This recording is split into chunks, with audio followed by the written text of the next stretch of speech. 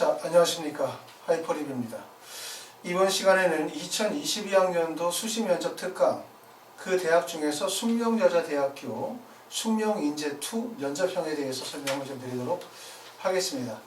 자, 숙명여자대학교는 여학생들이 많이 집중이 되어지는 대학이라고 말씀을 드릴 수가 있어요. 대학이 차지하고 있는 위치가 차라리 하위권 대학이거나 최상위 대학이라고 한다면 학생들의 선호도가 집중이 되어지기 어렵죠. 그런데 이제 숙명여자대학교가 어찌 보면 이제 서울에 있는 중위권 정도의 대학이다 보니까 또 여학생들이 어느 정도의 학생부 종합전형에서의 경쟁력과 교과 성적의 경쟁력이 있는 학생들이라고 하면 대부분 선택할 수밖에 없는 지점이다 보니까 많은 학생들이 몰릴 수밖에 없는 대학이다. 이렇게 말씀을 드릴 수가 있고, 특히 이제 전에도 말씀을 드렸었던 것처럼 남학생들보다는 여학생들이 면접에 대한 강점이 상당히 많은 것 같아요. 준비도 좀 철저하게 하게 되고, 또 학교생활기록부도 비교적 남학생들에 비해서 여학생들의 학생부도 잘 구성이 되어져 있는 경우들도 많고, 또 면접에 대한 대비도 철저하고, 실제 면접에서도 조금 더 강점이 있기 때문에 어찌 보면 숙명여자대학교가 한국외대나 경희대학교보다 더 면접이 좀 더 빡센 학교다, 이렇게 말씀을 드릴 수가 있고, 면접 시간은 비교적 15분 정도 시간이죠. 일반적인 대학들의 제출서류 기반의 면접에서는 면접 시간이 약 10분 정도인데 반해서 15분 정도의 면접 시간이기 때문에 사실 면접 시간이 갖는 의미만으로도 면접의 중요성에 크다는 것을 알 수가 있습니다. 숙명여자대학교 전형 방식에 대해서 우리가 살펴보도록 하게 되어지면, 학생부 종합전형이 첫 번째는 숙명인재1 서류형 전형과 숙명인재2 면접형 전형 두 개로 나눠질 수 있는데, 서류형도 전년도는 420명 모집해서 올해는 339명으로 모집 인원이 줄었고, 그 다음에 숙명인재2 면접형 같은 경우는 2021학년도에 223명에서 194명으로 모집 인원이 줄었어요. 모집 인원이 줄은 만큼 학생부 교과 선발 비율이 늘고 정시 선발 비율이 늘었다, 이렇게 보시면 되겠고, 전반적인 입시의 방향은 학생부 종합전형의 모집 인원이 축소되고 교과 전형이 확대되고 그 다음에 정시 비중이 확대가 되어지는 그런 경향으로 가고 있습니다. 숙명인재 전형 같은 경우 지금 보시면 고등학교 졸업자 또는 졸업 예정자 또는 법령에 의하여 고등학교 졸업과 동등 이상의 학력이 있다고 인정이 되어지는 자 하기 때문에 지원 자격에 있어서는 제한이 없죠. 고등학교 졸업자 또는 졸업 예정자 지원이 다 가능하고, 법령에 의하여 동등 이상의 학력이 있는 자라고 했기 때문에 검정고시 출신자, 특히 해외고등학교 졸업자 학생들이 많이 몰리는 지점이다, 이렇게 보실 수가 있습니다. 전형 방식은 1단계 배수가 4배수고요. 서류평가 100%, 2단계에서 1단계 성적 40에 면접의 60%, 면접의 반영 비율만으로 봐도 상당히 면접의 중요성이 크다는 걸 알 수 있어요. 일반적인 대학들이 보통 2단계에서 면접 반영 비율이 30%에 이르는 경우들이 많고, 일부 40%라는 경우도 다른 대학이 전체적으로 30%를 반영하기 때문에 40%를 반영한다는 것만으로도 면접의 중요성을 크게 두는 학교구나, 또 면접이 중요하구나, 이런 점들을 알 수 있는데, 숙명여자대학교는 면접의 반영 비율이 60%이기 때문에 면접이 매우 중요한 학교다 라는 부분들을 우리가 알 수 있고, 또 1단계의 배수가 3배수가 아니라 4배수라는 점, 결국은 면접이 되게 치열할 수밖에 없다는 점을 알 수 있어요. 1단계 합격자 발표는 수능 이후에 11월 23일 날 화요일에 1단계 합격자 발표가 나고, 면접 일자는 그 주에 11월 27일 토요일에 인문계열의 시험을 보고요. 28일 일요일날 자연계를 보니까 사실 면접 준비할 수 있는 시간은 24, 25, 26일 정도.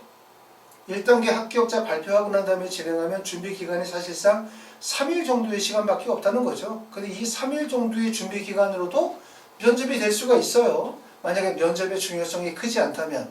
하지만 지금 보시는 것처럼 숙명여자대학교 2단계 면접 반영 비율이 60%다. 그 다음에 제출서류 기반의 면접임에도 불구하고 다른 대학에 비해서 면접 시간에 15분 정도 면접을 실시한다 라는 점들은 결국 면접의 중요성이 매우 크다는 의미를 가지고 있는 거고, 따라서 1단계 발표하고 난 다음에 면접을 준비하기에는 시간적으로 부족하다고 생각이 되어집니다. 자, 면접 시간은 10에서 15분 정도 내외라고 하고요. 제출서류, 학교생활기록부와 자기소개서를 기반으로 하는 개별 면접이며, 약대 같은 경우는 올해 처음으로 이제 약대 면접을 보게 되어질 텐데, 약대도 다른 대학과 좀 달라요.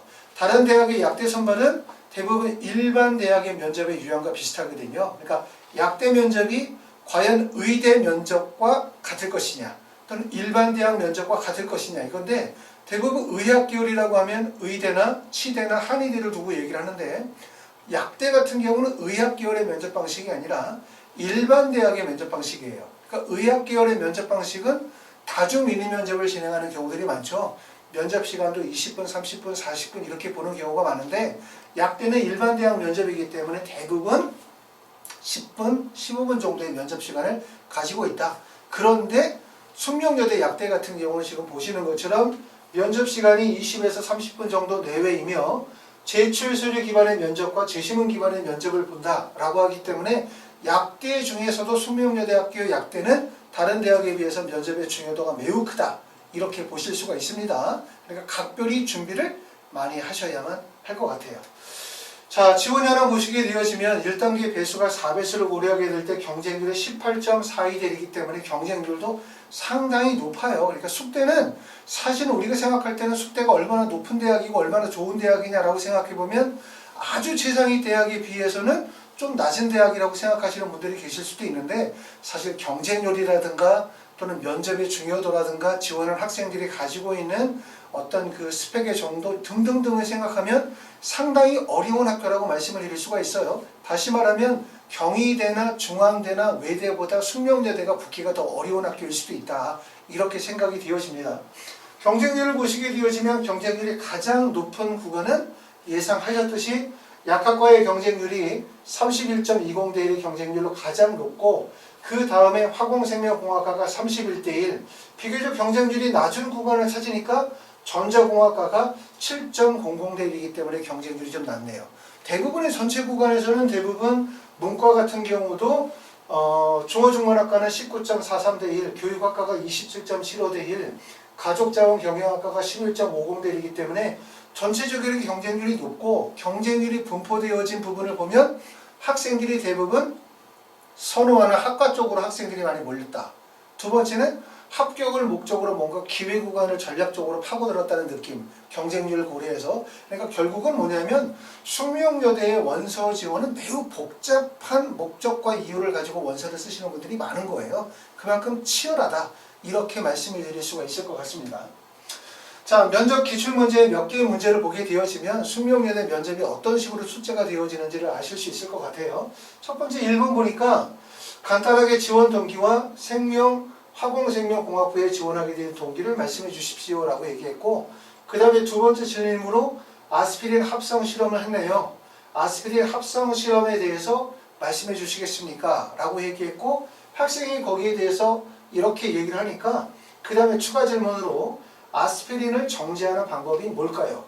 생각 안 해봤죠? 라고 하면서 정제하는 방법에 대해서 한번 말씀을 해봐라 라고 얘기하고 있고, 세 번째 질문으로는 화학2 실특에서 엔트로피와 환경오염에 대해 적혀 있는데 그 내용에 대해서 한번 설명해봐라 라고 얘기하고, 학생이 또 설문한 내용에 대해서 엔트로피가 계속해서 증가한다고 했는데 그러면 어쨌든 환경오염도 계속 진행되는 것이 아닌가요? 라고 추가 질문하고 있어요. 또 네 번째는 자기소개서의 연료전지에 대해서 잘 썼는데 도핑이 과연 뭔가요? 라고 했고 거기에 대해서 또 추가 질문하죠. 마지막으로 학업 계획과 하고 싶은 말이 있으면 얘기해 봐달라 라고 이렇게 질문하고 있습니다. 자, 면접의 내용을 보면 첫 번째는 공통질문과 개별질문으로 구성되어져 있다라고 볼 수 있고, 공통질문은 지원 동기에 대한 거, 마지막으로 하고 싶은 얘기가 뭐냐, 이런 게 공통질문이라고 할 수 있고요. 개별질문은 학교생활기록부와 자기소개서를 기반으로 해서 개별질문이 이루어지고 있는데, 학교생활기록부에 있는 수상경력, 그쵸? 그 다음에 진로 및 자율활동, 그 다음에 동아리 활동, 세부능력및 특기사항, 독서 활동과 같은 전 영역에, 전 항목에 대한 부분들을 꼼꼼히 다 체크하시고 거기에 대한 예상 질문을 만드셔야 될 것 같고, 또 자기소개서와 관련이 되어진 질문들도 출제가 되어집니다. 면접이 어려운 거는 뭐냐면 면접이 1차적인 질문과 답변으로 끝나는 것이 아니라 거기에 대한 추가 질문, 꼬리 질문이 이어질 때 압박 면접이 되고 면접의 난이도가 높아요. 숙대의 면접 시간이 10에서 15분 정도 주는 것은 그만큼 압박 면접이 이루어진다는 뜻이고, 그렇기 때문에 아마 많은 학생들이 면접을 보면서 어려운 학교가 어디냐? 그럼 몇 개를 꼽으라고 하면 그 중에 아마 3개의 대학 중에 하나가 숙명여대가 될 가능성이 되게 높아요. 그렇기 때문에 숙명여대를 첫 번째는 수능 대비를 하고 계시는 분들 어쩔 수 없습니다. 수능 공부 열심히 하셔야 되니까 1차 합격자 발표 이후에 면접을 준비하셔야 될 것 같고, 대신 내가 숙명여대를 포함해서 여러 학교의 원서를 쓰긴 했지만 수능 체제에 대한 부담이 좀 덜하다 라고 하시는 분들은 미리 조금씩 준비하시는 게 좋을 것 같아요. 자, 르꼬르 동부르 외식경희학부의 원서를 쓴 학생, 그리고 면접에서 어떤 문제가 나왔는지를 봤더니 학생이 르꼬르 동부르 외식경희학부에 들어와서 무엇을 하고 싶은가요? 라고 하는 공통질문이겠죠. 이거는 한 학생에게만 주어지는 질문이 아니라 아마 이 학과에 지원한 모든 학생들에게 동일한 질문이 주어질 거고, 동일한 질문에 대한 답변 내용을 통해서 학생들끼리의 비교평가가 이루어질 수 있을 거라고 생각합니다. 자, 두 번째는 사회문화 시간에 기능론, 갈등론, 상징적 상호론을 배우셨다고 생기부에 기재가 되어져 있는데, 이 세 가지를 정의하고 영남 알프스 케이블카 설치에 대해서 이 세 관점에서 한번 설명해달라 라는 내용을 했고요. 그 다음에 또 가보면 푸틴의 장기 집권의 요인들을 분석하고 보고서를 작성했다고 하셨는데, 푸틴의 장기 집권에 대해서 공부한 것 같아요. 수학에는 다항식과 방정식과 같은 수학 공식들이 있는데, 자신이 생각하는 푸틴의 장기 집권의 요인들을 수학 공식으로 표현해봐라 라고 있고, 다섯 번째는 마지막으로 하고 싶은 말은 무엇인가 라고 하는 질문이 이루어졌습니다.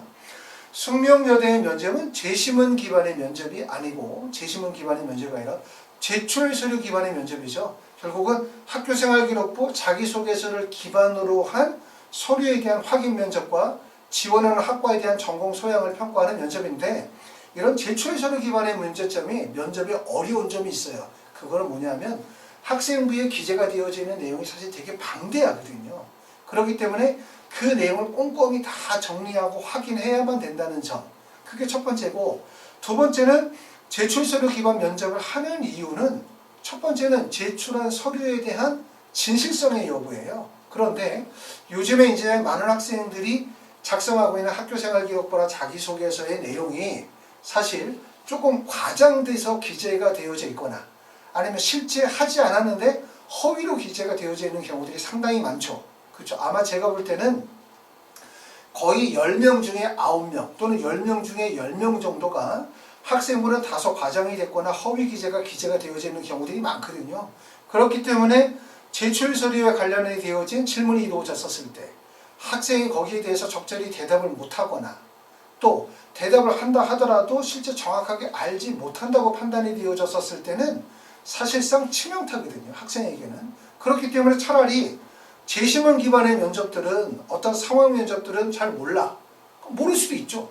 아는 대로 답변할 수 있죠. 그런데 자신이 활동했다고 본인이 적었었던 자기소개서와 학교생활기록부의 내용이 본인이 잘 모르거나 했거나 발표했다고 적혀져 있는데 사실 여부에 대한 부분을 정확하게 확인하지 못한다고 생각하면 결국은 뭐냐면 전체적인 신뢰도가 떨어질 수밖에 없는 거예요. 그렇기 때문에 되게 위험하다는 거죠. 그렇기 때문에 철저하게 준비하지 않으면 안 되고, 안이한 대처 방식을 절대로 가지시면 안 된다.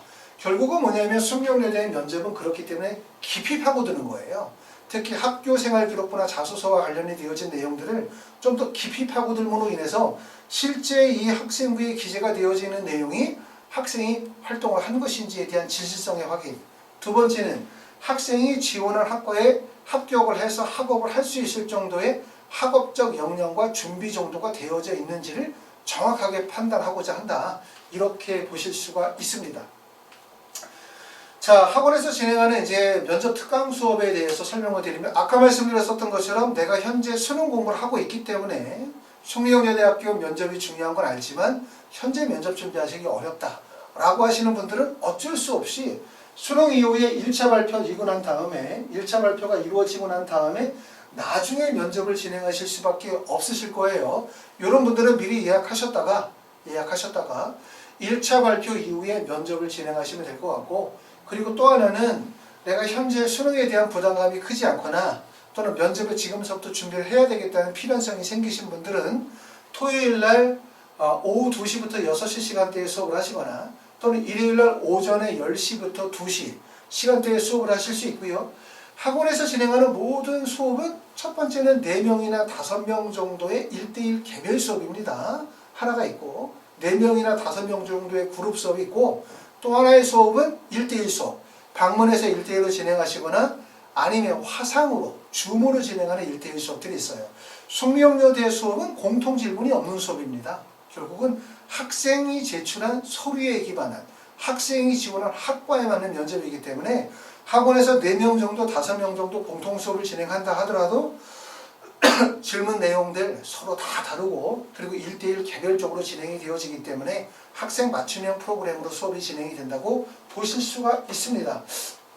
자, 지금까지 설명을 드렸었던 것처럼 숙대 면접은 제출서류 기반의 면접이에요. 제출서류 기반의 면접에서 가장 중요한 건 진실성에 대한 부분, 사실성에 대한 확인 여부고 만약에 제출한 서류가 허위 기재가 되어져 있다는 사실 또는 학생이 작성하고 활동했다고 적혀져 있는 내용들이 학생이 충분히 거기에 대한 이해가 되지 못했다고 판단이 되어지면 아무래도 면접에 감점 요인이 발생이 될 가능성이 높고 면접이 60%인 이유가 있습니다. 그만큼 면접을 잘 봤었을 때, 면접을 못 봤었을 때 점수 간격의 차이가 크다는 얘기고요.